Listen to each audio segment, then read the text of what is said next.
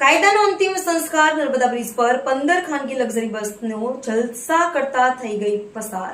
કાયદાનો અંતિમ સંસ્કાર નર્મદા બ્રિજ પર 15 ખાનગી લક્ઝરી બસો જલસા કરતા થઈ ગઈ પસાર.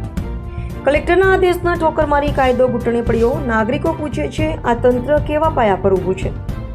ભરૂચ અંકલેશ્વર નર્મદા મૈયા બ્રિજ પરથી એક પછી એક 15 જેટલી ખાનગી લક્ઝરી બસ પસાર થતા ચક્કાજામના દ્રશ્યો સર્જાયા હતા. ખાસ વાત એ રહી કે કલેક્ટરના જાહેરનામામાં ભારે વાહનો પર પ્રતિબંધ હોવા છતાં આ જાહેરનામાનું સરેઆમ ઉલ્લંઘન કરાયું.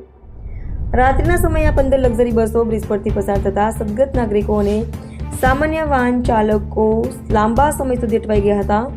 હવે સવાલ એ ઉઠે છે કે જાહેરનામું માત્ર નાગરિકોને માટે છે કે પછી સત્તાવાળાઓના આશીર્વાદથી ચાલનારા માટે કાયદાની અલગ જ ભાષા છે? નાગરિકોમાં ચર્ચા ચાલે છે કે જો આપણા પ્રધાનમંત્રી નરેન્દ્ર મોદીના બેનર આગળ લગાવીને કોઈ પણ કાયદો તોડી શકાય તો પછી કાયદો કાગળનો શણગાર બનીને જ રહી જાય. કાયદો વ્યવસ્થાના ગેરકાયદેસર દ્રશ્યો સામે તંત્રએ તાત્કાલિક પગલાં લેવાની માંગ ઉઠી છે. કાયદો છે સામાન્ય નાગરિક, ગરીબ માટે, અમીર અને વાગદારો માટે તો કાયદામાં પણ છૂટછાટ છે. આ છે અમારું ગુજરાત. રિપોર્ટર રવિ સૈયદ, ભરૂચ.